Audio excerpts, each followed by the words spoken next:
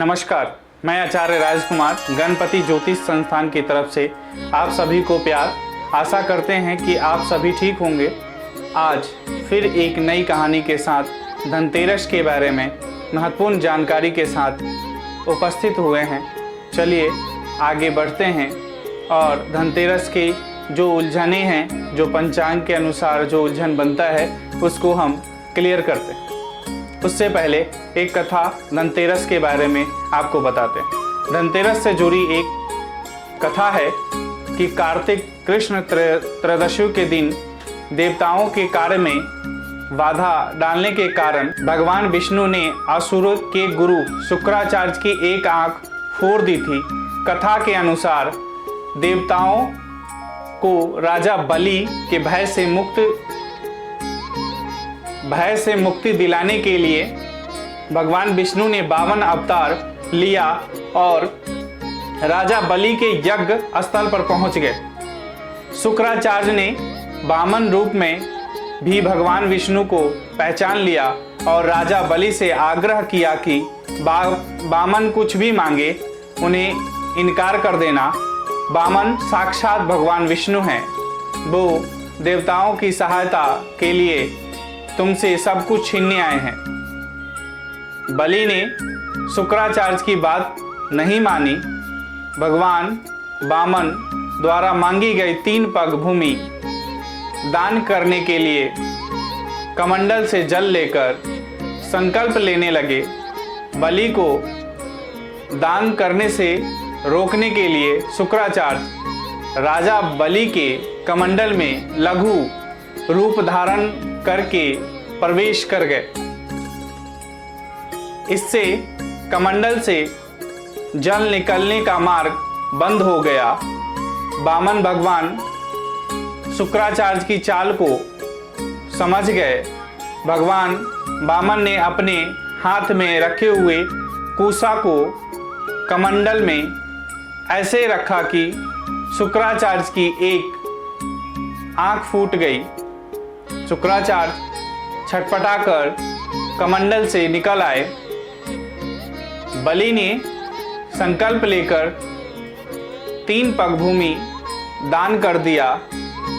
इसके बाद भगवान वामन ने अपने एक पैर से संपूर्ण पृथ्वी को नाप लिया, दूसरे पग से अंतरिक्ष को, तीसरे पग के लिए कोई स्थान नहीं होने पर बलि ने अपना सिर भगवान के चरणों में अर्पण कर दिया। बलि दान में अपने सब कुछ गवा बैठा। इस तरह बलि के भय से देवताओं को मुक्ति मिली और बलि ने जो धन संपत्ति देवताओं से छीन ली थी, उससे कई गुना धन संपत्ति देवताओं को मिल गई। इस उपलक्ष्य में भी धनतेरस का त्योहार मनाया जाता है। अब महत्वपूर्ण जानकारी धनतेरस से संबंधित आपसे साझा करता हूं। आशा करता हूं कि ये आपके लिए लाभदायक होगी।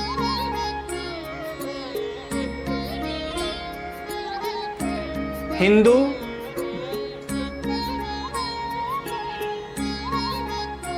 दिवाली को हम दीपोत्सव भी कहते हैं। दीपोत्सव हिंदुओं का सबसे बड़ा त्योहार माना गया है। दीपावली 5 दिनों तक मनाया जाने वाला पर्व होता है। धनतेरस से दिवाली महापर्व प्रारंभ हो जाता है। हिंदू पंचांग के अनुसार धनतेरस हर वर्ष कार्तिक माह के कृष्ण पक्ष की त्रयोदशी तिथि को मनाया जाता है।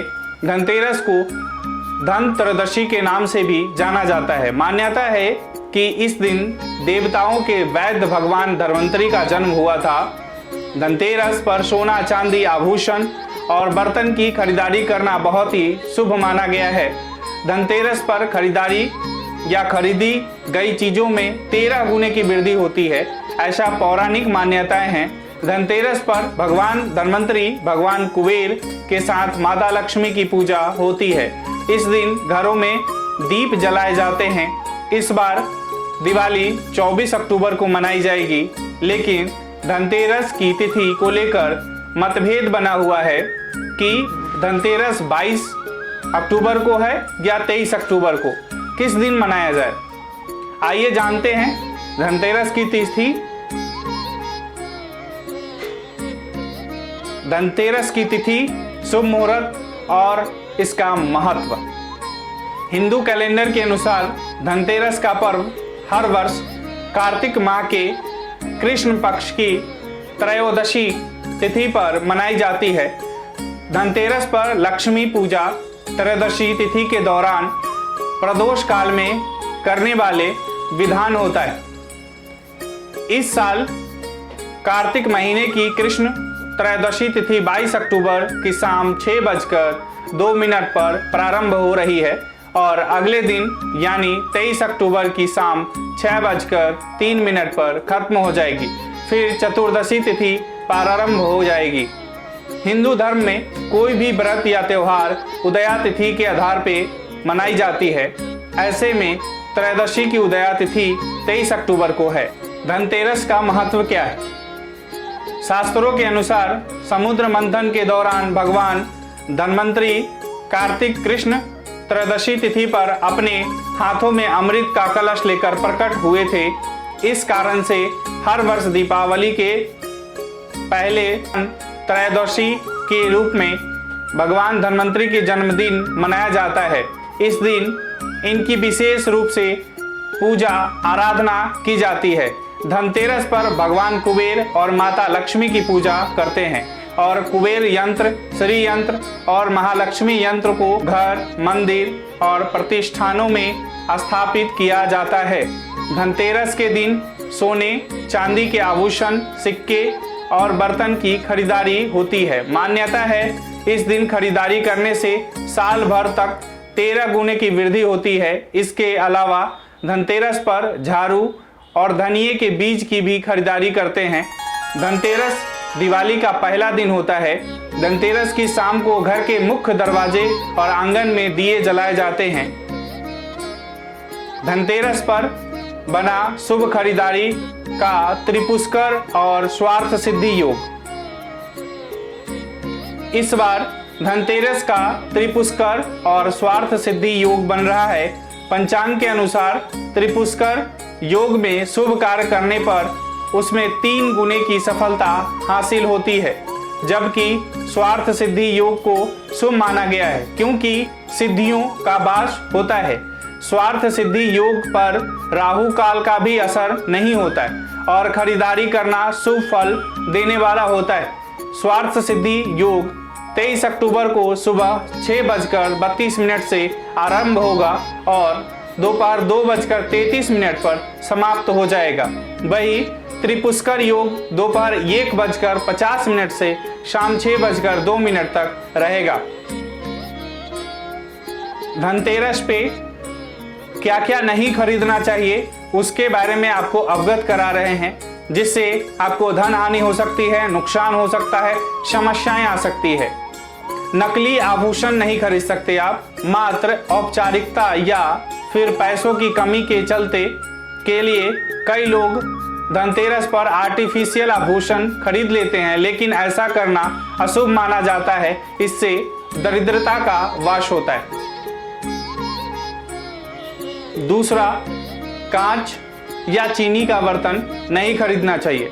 धनतेरस पर कांच के बर्तन से इससे जुड़ी हुई कोई भी वस्तु नहीं खरीदनी चाहिए। कहते हैं कांच में राहु का वास होता है। वहीं चीनी के गमले या बर्तन में इस दिन लेना अशुभ होता है।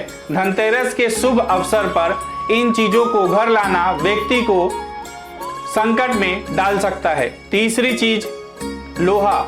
धातु से बनी चीजें धनतेरस पर खरीदी जाती है, लेकिन लोहा निर्मित वस्तुओं को इस दिन खरीदने से बचे। कहते हैं इस दिन लोहा घर लाने से गृह क्लेश लगते हैं, सौभाग्य दुर्भाग्य में बदल जाता है।